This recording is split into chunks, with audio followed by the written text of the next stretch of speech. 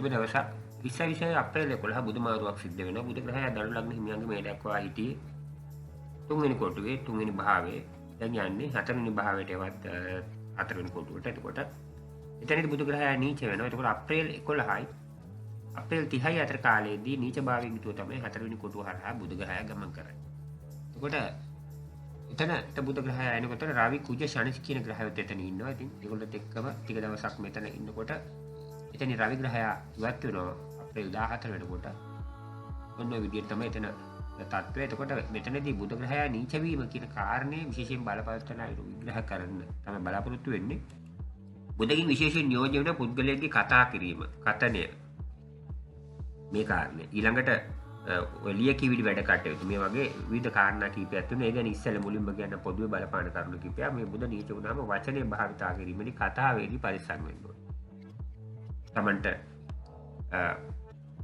තමන් කතා කරන වචන වල අන්තර්ගතය පිළිබඳව එතකොට කතාමන්ට ඕන දේද තමන් වචන වලින් පිට කරන්නේ වචන බවට පරිවර්තනය කරන්නේ අනිත් පැත්තේ ඕනවට වඩා කතා කරනවාද අනිත් පැත්තේ දැන නොතන බලලා සුදුසු විදියට කතා කරනවාද අනිත් පැත්තට නම් කතාවේ ස්වරය කියන්නේ අපි දැන් යම් කිසි දෙයක් කතා කරනකොට එකම වාක්‍ය අපිට කියවන්න කතා කරන්න පුළුවන් තර්ජනාත්මක ස්වරය අවවාදාත්මක ස්වරය යෝගාත්මක ස්වරය.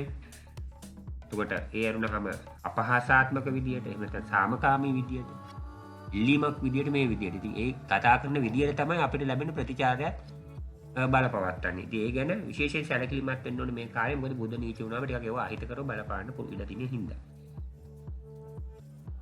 දැන් බුද්ධගේ බලපෑම කියන එක හරි ප්‍රබල තත්ත්වයක්. දැන් උප්පත්ති කේන්දරවල සමහරුගේ බුද ගොඩක් දුර්වල වුණාම තමයි අර ගොඩක් වෙලාවට ඔය උපත්තියෙන් ගොළුභාවය එතකොට ඒ අරුණහම ගොතභාවය වගේ තත්ත්වයන් හටගන්න. දැන් මේ වගේ තත්ත්වයක් නෙමෙයි. නමුත් මෙතන තියෙන්නේ తాවකාලිකව මේක කෙටි කාලයකට අදාළ වචනේ හින්දා ඇති වෙන ප්‍රශ්න වගේ දේවල් සම්බන්ධයෙන් තියෙන ගැටලු වගේ දේවල් ඇති වෙන්න තියෙන ඊට කඩේ ඒ සම්බන්ධයෙන් පරිස්සම්. ඊළඟට ලියකියවිලි වැඩ සම්බන්ධයෙන් ගත්තහම බුධ ග්‍රහයා මෙතනදී නීච වීම තුළදී විශේෂයෙන්ම මේ කාලෙට ගිවිසුම් අත්සන් කිරීම එතකොට ඔය කොන්ත්‍රාත් වගේ දේවල් අත්සන් කිරීමේදී ගිවිසුම් වලට කොන්දේසි එකතු කිරීමේදී ඒ කොන්දේසි වල අන්තර්ගතය ඒවායේ වචන හරියට ඇතුළත් කිරලා තියෙනවද වචනේ ටයිප් කිරීමේදී පවා මොන හරි වැරදි වෙලා තියෙනවද මේව ගැන හොඳට පරිස්සම් වෙන්න ඕනේ. මොකද මේ එක දෙයකින් බුදගේ තත්ත්වෙ මෙතන බලපවත්වනවා ලියකියවිලි වැඩින්ද මේ දේවල් පොඩ්ඩක් වැරදුනොත් මුළු ගිවිසුමේම Tamanට අදාළ ප්‍රයෝජනෙ නැති වෙන්න පුළුවන්.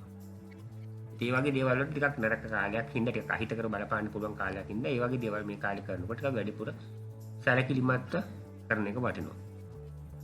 ඒතකොට මෙවැනි කරුණු තියෙනවා බුදගිනි ජීවන සම්බන්ධයෙන් සිහිය සම්බන්ධයෙන් ගැටලු වෙන්න පුළුවන්.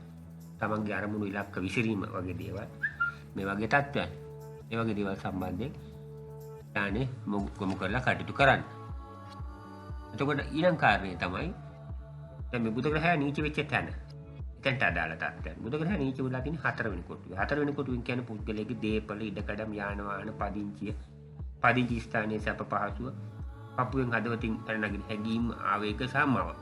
මේ කරුණ වල ටිකක් බාධාකාරී තත්ත්වයක් අහිතකර බලපෑම් ඇති වෙන්න පුළුවන් මේ කාලෙදී. දැන් ඔතන ඉන්නේ සෙනසුරු ඉන්නවනේ දීර්ඝ කාලින 2027 ජූලි 3 වෙනකන් ඉන්නවා. ඊට පස්සේ ඉස්සරහට ගිහලා ආපහු උතන්ට ඇවිල්ලා මාස 4ක් විතර ඉඳලා තමයි එතනින් යන්නේ. එයාගේ ගමන් දීර්ඝ කාලීය. එයා මෙතන ඔය කියපු අදාළ කරුණු වල බාධාකාරී තත්ත්වයක් තමයි අනුගමනය කරන්නේ දීර්ඝ කාලීන. ඊට අමතරව කෙටි කාලීන උතන රවි ඉන්නවා සිංහල අවුරුද්ද ලැබෙනකන් අප්‍රේල් 14 වෙනකොට අඟහරු ඉන්නවා මැයි 11 වෙනකොට. ඒගොල්ලෝගේ භූමිකාව උතන්ට හොඳ නරක කියන දෙකම මිස්සයි. දැන් අඟහරුව තමන්ට දේපල වගේ දේවල් උප්පත්ති කේන්ද්‍රෙත් හොඳට හිටියොත් මේ තත්ත්වෙදී ඒ වගේ දේවල් ලබන්න හේතු වෙනවා. හැබැයි එතනට අදාළව ගැටුම්කාරී තත්ත්වෙත් නිර්මාණය කරන්න බලන්න.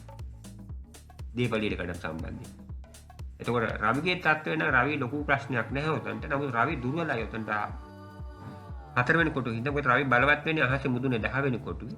මෙතන පොළොවේ යටි පැත්ත. එතනදී රවිගේ බලය තරම් මතුවෙන්නේ නැහැ. ඉතින් මෙතනදී ඔයනි තත්ත්වයක් උතන තියෙන අනිත් එක සෙනසුරු රවි කියන්නේ පරස්පර ග්‍රහය. ඒකෝට මෙතන ලොකු වර්ධනයක් නෑ මේගොල්ලෝ හිටියයි කියලා. අර ලොකු හදකුත් නැහැ වගේ. එතකොට කොහොම හරි දැන් ග්‍රහය නීච වුණාම මෙතනට අදාළව ටිකක් ඔය කියන කරුණු වලට අදාළව යම් හිතකර බලපෑම් එල්ල වෙන්න පුළුවන්. ඔය හතරවෙනි කොටුවට අදාළව කියපු කරුණු වලට අදාළව. එතකොට මේ අතර වාරේ පරිවර්තන යෝගිකුත් හැදෙනවා 4 වෙනි කොටුවයි 7 වෙනි කොටුවේ අතර. එතන පරිවර්තන යෝගීදිත් එතන අන්‍යෝන්‍ය වශයෙන් ඒ කියන්නේ අධිපති 4 සහ 4 අධිපති ගුරු අධිපති බුධ 4 අධිපති 6 ඉන්නවා චතුර් රාශිගත. එතකොට මෙතන අන්‍යෝන්‍ය වශයෙන් යම් සම්බන්ධයක් ඇති වෙන්න පුළුවන් තමන්ගේ දීපල පදිංචිය එතකොට මව එතකොට බංකුවේ පපුවෙන් පැන්නගෙන හැඟීම ආවේග මෙන්න මේ කරුණු සහ ඒවයින් එකක් හෝ කීපයක් සහ තමන්ගේ විවාහය එමෙත හවුලේ කරන කටයුතු හවුල් ව්‍යාපාර වගේ දේවල් මේවා සම්බන්ධයෙන් කියන්නේ අන්තර් සම්බන්ධයක්. හැබැයි ඒක ටිකක් අහිතකර පැත්තට වැඩිපුර බාර වෙන්න පුළුවන් යම් කිසි අහිතකර තත්ත්වයන්. ඒක කොහොම හරි එවැනි තත්ත්වයන් සම්බන්ධ තත්ත්වයන් ඇති වෙලා ඒ කියන්නේ එවැනි අහිතකර තත්ත්වයන් ඇතිවීම සම්බන්ධයෙන් ගොඩක් සැලකිලිමත්ව කටයුතු කරන්න අවශ්‍ය ඔය වගේ දේවල් සම්බන්ධයි. එතකොට ඒ තත්ත්වයක් එතන පවතිනවා. එතකොට සාමාන්‍යයෙන් ගත්තාම කේන්ද්‍රයේ අනිකුත් තත්ත්වයන් ගැන සලකලා බැලුවාම දැන් ධනු ලග්න හිමියන්ගේ විවාහයට අදාළ 7 වෙනි කොටුවයි රැකියාවට අදාළ 10 වෙනි කොටුවයි මේ තැන් දෙකේම අධිපතියා තමයි බුධ ග්‍රහය. ඉතින් මේ බුධ ග්‍රහය 4 වෙනි කොටුවේ නීච වෙනවයි කියන කාරණයෙන්ම ඒ තැන් දෙකට පොඩි කෙටි කාලීනව යම් පසුබෑමක් ඇති වෙන්න පුළුවන්. යම් බාධාකාරී තත්ත්වයන් එන්න පුළුවන්. ඒ සම්බන්ධෙනුත් සැලකිලිමත් වෙන්න ඕනේ. ඊළඟ කාරණේ පියා ගැන කියනවා 10 වෙනි කොටුවේ. අනිත් පැත්තේ 9 වෙනි කොටුවේ කේතු ඉන්නේ පියාට ටිකක් හිතකට තත්ත්වයක් තියෙන්න පුළුවන්. ඒකට සැලකිලිමත් වෙන්න. ගුරු 7 ඉන්න එකේ හොඳ පැත්තකුත් තියෙනවා. දීර්ඝකාලීන හැබැයි. මෙතන දැන් මේ දවස්වල ගුරු 7 ඉඳීම විවාහයට විවාහ යෝජනා සම්බන්ධ කරුණු වලට ගැන විවාහ වෙන්න ඒ සුබ තත්ත්වයක් තියෙනවා. ඒ අරුණහම විවාහ වෙලා ඉන්න අයට උනත් සුබවාදී තත්ත්වයක් තියෙනවා. එතන තත්ත්වය වැඩි අර්බුද කියන්නේ ගැටුම් සහ බොහොම මේ විවාහ කැඩීම වගේ තත්ත්වයන් වලට නොයා සාමකාමීව එතන තත්ත්වය ගෙනියන්න ගුරු එතන ඉන්නක ප්‍රයෝජනවත්. හැබැයි එතන විවාහේ බැඳීම ප්‍රීතිමත් කරන්න හෝ බැඳීම ශක්තිමත් කරන්න යාගේ උදව්වක් නෑ. එයා කරන්නේ එතන සාමකාමී තත්ත්වය ගෙනියන්නේ. එහෙම නැත්නම් විවාහයන් නොකැඩී යන විදියට තියෙන ඒ අර පරිණත ස්වභාවයෙන් කටයුතු කිරීම වගේ දේවල් තමයි ගුරු 7 දී එතනදී උදව් කරන්නේ. ඊළඟ කාරණේ තමයි ගුරු ග්‍රහය උතන ඉන්නකොට විවාහ වෙලා ඉන්න අයට මෙතින් තත්ත්වයන් සහ එතකොට විවාහ සහකාරූප සහකට අදාළව යම් සුබවාදී තත්ත්වයක් තියෙනවා. අපේක්ෂ වශයෙන් ගත්තාම ලොකු බලයකින් නොහිටියත්. එතකොට මේ තමයි ගුරුගේ තත්ත්වය. ඒ නම් මෙතන ඉන්න ගුරුට ආයස්ථානය පේනවා. ඉතින් ආදායම් තත්ත්වයන් වලට යම් සුබවාදී තත්ත්වයක් තියෙනවා. ගුරු මෙතනට පැමිණීම. ඉතින් ඒ තත්ත්වය සුබවාදී තත්ත්වයක් ගුරුට අර එතන ඉඳන් බලනකොට අතන 11 වෙනි කොටුව පෙනීම. ඒ කියන්නේ ආදායම හා සමාජ සම්මතවලට කියන කරුණු වලට යහපත්. ඒතකොට මේ දවස්වල උතන ප්‍රශ්නයක් තියෙන විවාහයට අදාළ තත්ත්වයන් වලට 7ට සහ විවාහ වෙන්න හිටියත් විවාහ වෙලා හිටියත් ඒතකොට අප්‍රේල් 30 දක්වා ප්‍රශ්නයක් තියෙනවා. ওই කරුණු වලට ගුරු සුබවාදී තත්ත්වයක් ඇති කළාට එතන බුධගෙන් බාධා තත්ත්වයක් ඇති වෙනවා. එතන අධිපතිය වශයෙන් බුධ ග්‍රහය අර 4 වෙනි කොටුවේ නීච වීම නිසා කෙටි කාලීන බාධාවක්. ඉතින් ඔය වගේ තම තත්ත්වයන් තමයි එතනට අදාළ ක්‍රියාත්මක වෙන්නේ. එතකොට ඒ රහම රාහු දීර්ඝ කාලීන 11 වෙනි කොටුවේ ඉන්නවා. ඒක හොඳයි ආදායම් තත්ත්වය සම්බන්ධ සුබවාදී තත්ත්වයක් ගෙනියන්නේ. හැබැයි සහෝදර සහෝදරියන්ට නම් ඉතරම හොඳ නෑ රාහු එතන ඉන්න එක. ඉතින් රාහු එතන ඉන්න 2026 දෙසැම්බර් 5 වෙනිකන් ඒක සුබවාදී තත්ත්වයක් ආර්ථික පැත්ත.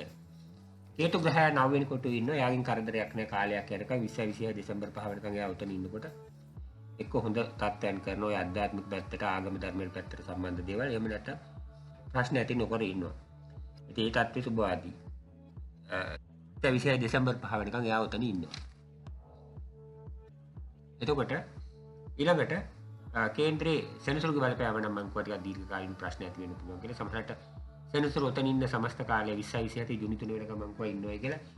ඊට පස්සේ ඉස්සරහට ගිහිල්ලා ඊළඟට ආපහු උතනට අවිල්ලා ඉන්නවා 2027 ඔක්තෝබර් 2028 පෙබරවාරි 23 අතර මාස කාලය කොහොම හරි සෙනසුරු ග්‍රහය උතන රැඳෙන කාලය ඇතුළත පදිංචිය වෙනස් වීම විදේශගත වීම වගේ දේවල් වලට ඉඩ තියෙනවා.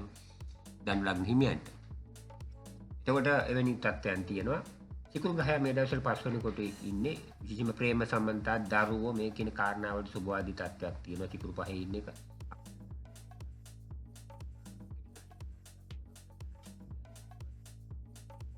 අප්‍රේල් 19 යා 6 වෙනි කොටුවට ආවහම මැයි 14 වෙනකන් 6 වෙනි කොටුවේ ඉන්නවා. ඒකට ගෙතරම්ම සුභවාදී තත්ත්වයක් නෙමෙයි. තමන්ගේ සෞඛ්‍යයට අදාළව ගත්තාම ඔය විසිතුරු ආහාර, පැණි රස ආහාර මේ වගේ දේවල් ලැබීමේ ප්‍රවණතාවය වැඩි. ඒවා කන්න ආසත්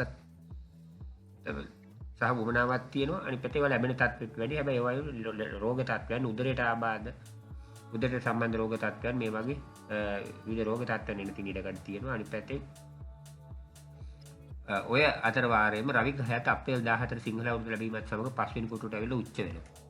එතකොට රවි පහේ ඉන්නකොට සාමාන්‍යයෙන් දැන් රවි පහේ උච්ච වීම අධ්‍යාපනයට හොඳයි. ප්‍රේම සම්බන්ධතාව වලටත් යම් සුභවාදී තත්ත්වයක් තියෙනවා. දරුවන්ට රවි කියන ග්‍රහය බාධා තත්ත්වයක් ගෙල්ල කළත් උච්ච වීමෙන්ද ඒ බාධාව ටිකක් අඩු වෙන්න ඉඩ තියෙනවා. එතකොට කොහොම හරි මෙන්න මේ වෙනි තත්ත්වයන් තමයි කේන්දරේ පෙන්වුම් කරන්නේ. මම වැඩි විග්‍රහ කරන්නේ නැහැ. මෙතනදී අපේක්ෂා කළේ මුදගේ මාරුව ගැන සම්බන්ධයෙන් විග්‍රහ කරන්න. ඒ සම්බන්ධයෙන් තමයි එතන විග්‍රහයේදී බලාපොරොත්තු වෙන්නේ. කොහොම නැතර දැන් ඔය 5 වෙනි කොටුවට එන ග්‍රහයෝ සම්බන්ධයෙන් ගත්තාම රවි පහට එමේදී දරුවන් සම්බන්ධයෙන් ගත්තාම ඒ කාරණේ සම්බන්ධයෙන් පොඩ්ඩක් පරිස්සම් කිරීම අවශ්‍ය වෙනවා. එයා එතනට ඇවිල්ලා ග්‍රහය උච්ච වුණත් පොඩ්ඩක් ස්ථානයට අදාළව ග්‍රහයාගේ තියෙන අහිතක බලපෑම් හින්දා අප්‍රේල් 14 සහ මැයි 15 අතර දරුවන්ට අදාළව රවිගේ බලපෑම අහිතකර විදිහට බලපෑම් පුළුවන්. ඉන්නකොට ඒ ගැන ඒක පරිස්සම් කරන්න ඕනේ. ඒ වගේම අඟහරුත් මැයි 11 වෙනවා 5 වෙනි කොටුව. අඟහරු මැයි 11 5 වෙනි කොටුවට ආවහම ජුනි 21 වෙනකම් 5 වෙනි කොටුවේ ඉන්නේ. එතකොට මැයි 11යි ජුනි 21 අතර 5 වෙනි කොටුවේ ඉන්න කාලෙත් අඟහරු වෙනුත් ඔතෙන්ට අදාළ සීල කරුණු වලට අහිත කරයි. අධ්‍යාපනයේ ප්‍රේම සම්බන්ධතා දරුවෝ කියන සීල කරුණු වලට අදාළ. ඒ කරුණු සම්බන්ධයෙන් සැලකිලිමත් වෙන විශේෂ දරුවන් සම්බන්ධයෙන් අවධානය යොමු කරමු ප්‍රවේශම් කිරීම අවශ්‍ය වෙනවා. එතකොට මෙන්න මේ කරුණු තමයි තියෙන්නේ. කේතු මේ කරුණු තමයි තියෙන්නේ. විශේෂයෙන්ම කියන්න තියෙන කාරණා වර්තමානයේ මේ තත්ත්වයට අදාළ. ඒ අනුවම මේ දවස් කාලසර්ප රෝග තත්ත්වයක් ක්‍රියාත්මක වෙනවා කෙටි කාලීනව. ඒක දෙතුන් වතාවක් වරින් වර එන තත්ත්වයක් තියෙන පූර්ණ කාලසර්ප රෝග තත්ත්වය. ඒ තත්ත්වය ගත්තාම අප්‍රේල් 14යි, අප්‍රේල් 26යි, මැයි 11යි, මැයි 23යි, ජුනි 7යි, ජුනි 20යි, ජුලයි 4යි, ජුලයි 9 අතර වරින් වර කාලසර්ප රෝගය වෙන කාරණේ පූර්ණ වශයෙන් යෙදෙනවා. මේ කාලසර්ප රෝගය පූර්ණ වශයෙන් යෙදීම ඉතින් තියෙන අතරතුරම ඔය නොකියුණු ඔය අතරට වැටෙන කාලවල අර්ධ වශයෙන් ක්‍රියාත්මක වෙනවා. මොකද චන්ද්‍රය අනිත් පැත්තට එන හින්දා. කාලසර්ප රෝගය කියන්නේ කේන්දරේ රාහුගෙන් කෙටුගෙන් එක පැත්තක ඔක්කොම ග්‍රහය ගොනු වීම. ඉතින් පූර්ණ වශයෙන් යෙදීම කියන්නේ ඒ සම්පූර්ණම ග්‍රහය ඔක්කොම මේ පැත්තේ සිටීම. ඉතින් මේ පූර්ණ වශයෙන් කාලසර්ප රෝගය යෙදෙන කාලේ කාලවල තමයි සඳහන් කළේ තමගේ ලෞකික අභිමතහත්යන්ට අපේක්ෂාවන්ට බාධා පැමිණීම සිද්ධ වෙන්න පුළුවන්. රැකියාව වෙන්න පුළුවන්, ආදායම වෙන්න පුළුවන්, ධනය වෙන්න පුළුවන්, විවාහය වෙන්න පුළුවන්. මේ වෙනුව ලෞකික අපේක්ෂාවන් වලට බාධා එල්ල වීම සහ ඒවා සම්බන්ධයෙන් තමන්ගේ අරමුණු ඉලක්ක ගතව කරන දේවල් අසාර්ථක වීම, එමෙතවා අර්ධ වශයෙන් සම්පූර්ණ වීම මේ වගේ දේවල් වෙන්න පුළුවන්. ඒ කාලවලදී ටිකක් උපත් කේන්දරේ තත්ත්වෙට බලපානවා. ඉතින් ඒ සම්බන්ධයෙන් සැලකිලිමත් වෙන්නේ කාලසර්ප රෝගයේ ස්වභාවය. ඒක මේ ලග්නෙට විතර නෙමෙයි හැම ලග්නෙටම මේ කාලේ බලපවත්වන. මේ කාලයට අදාළම පොදුවේ බලපවත්වන ප්‍රශ්නයක් අර බලපවත්වන ස්ථානේ සහ ක්ෂේත්‍ර විතරයි වෙනස් වෙන්නේ ඒ ආයතන කේන්දරය අනුව. ඒතර මේකේ පොදු වශයෙන් ධන ලග්න හිමියන්ට බලපවත්වන තත්ත්වය. මේ කිව්වේ මේ පොදුවේ මේ ග්‍රහයාට අදාළව මේෂ ලග්න හිමියන්ට බලපෑ හැකි තත්ත්වයන්. මොකද එහෙම කියන්නේ හේතුව ඒ මේෂ ලග්න හිමියන් ගත්තාම තම තමන්ගේ උප්පත්ති කේන්දරයේ ඒ උප්පත්ති අවස්ථාවේදී අහසේ ග්‍රහයෝ ස්ථානගත වෙච්ච විදිය, ඒ ග්‍රහයෝ අන්‍යෝන්‍ය වශයෙන් ඇති කරගෙන තිබුණු ග්‍රහ දෘෂ්ටි, ග්‍රහයෝ හිට බල දුබල තත්ත්වය ඒවා සියල්ලම පෙන්නනවා. ඒවා පෙන්නන්නේ තමන්ගේ අදහනේ තමයි ඒ දත්ත තියෙන්නේ. රැස් වෙලා. එතකොට ඒක හරියට ඒ වෙලාවේ අහසේ ස්ක්‍රීන්ෂොට් එකක් වගේ තමන් ගැන අහසේ ලියවිලා තිබුණු කතාව එතන තියෙනවා තමන්ගේ හඳහනේ. එතකොට ඒ හඳහනේ තියෙන දත්ත තොරතුරු බවට පරිවර්තනය කරලා තමන්ට තේරෙන භාෂාවෙන් පැහැදිලි කරලා දෙන එක තමයි ජ්‍යොතිර්වේදයක් කරන්නේ. ඒතකොට තමන්ටම අනන්‍ය වූ, තමන්ටම අදාළ වූ, තමන්ගේම කතාව ලියවිච්ච තමන්ගේ හඳහන ජ්‍යොතිර්වේදියෙකුට පෙන්වනවා. තමන්ගේ පලාපල විස්තර ලබා ගැනීම තමයි වඩාම තමන්ටම අදාළ පලාපල විස්තර ලබා ගැනීමේ නිවැරදි ක්‍රමය. එතකොට අපල සඳහා පිළිවෙතුත් නිර්දේශ වෙනවා. එතකොට දෛවය කියන්නේ අපි උප්පත්තියෙන් අරගෙන දේවල්. එතකොට ඒ දෛවය පෙන්වන කැඩපත වගේ තමයි හඳහන. හඳහනෙන් තමන්ගේ දෛවය තත්ත්වයන් විස්තර කරනවා. උපතින් අරගෙන ආපු දේවල්, ශක්තියින්, දුර්වලතන් සහ අනාගතයේදී යනු සිදුවීම් පෙළ ගැස්වෙන්න පුළුවන් ආකාරය. හැබැයි මේක අනිවාර්යයෙන්ම වෙන්න කියලා දෙයක් නැහැ. මොකද මිනිස්සු ප්‍රෝග්‍රෑම් කරලා එවන රොබෝලා නෙමෙයි. මිනිස්සුන්ට වෙනස් කිරීමේ හැකියාව තියෙනවා. ඒක තමයි ජ්‍යොතිෂය කියන විෂයක් මෙච්චර කල් පැවතෙන්නේ. ඒක ධනාත්මක විෂයක්. මොකද මේවා වෙනස් කරන්න පුළුවන් හින්දා. ඒ තමයි මිනිසුන්ට අර පේන්නේ නැති හින්දා ඉදිරියේදී වෙන්න තියෙන දේවල් සහ තමන්ගේ දුර්වලතයන් එහෙම තමන් දකින්නේ නැති හින්දා ඒ සම්බන්ධ දේවල් විග්‍රහ කරලා දුන්නා මිනිසුන්ට ලේසි වේලාසිනි සැලසුම් කරලා වැඩ පිළිවෙලක් හදාගෙන ඉදිරියට ගිහිල්ලා දෛවයේ තියෙන ඒ තමන් හොඳ සැලසුම් සහගතව ඉදිරියට ගිහිල්ලා තමන් ඉදිරියට බාධක තත්ත්වයන් අර දෛවයෙන් පෙන්වන විදියට බාධක තත්ත්වයන් මග හැරගෙන ඉදිරියට යන ගමන් ඒවා ජයගෙන ඉදිරියට යන ගමන් ඉදිරියේ එන්න තියෙන සුබවාදී තත්ත්වයන් ගැන උපරිම ප්‍රයෝජන ගන්න පුළුවන්. අන්න එහෙම තමයි දෛවයේ තියෙන අහිතකරයන් වෙනස් කරගෙන ජ්‍යොතිෂයේ මඟ පෙන්වීමට අනුව ජීවිතේ සාර්ථක කරගන්න. තෙරුවන් සරණයි.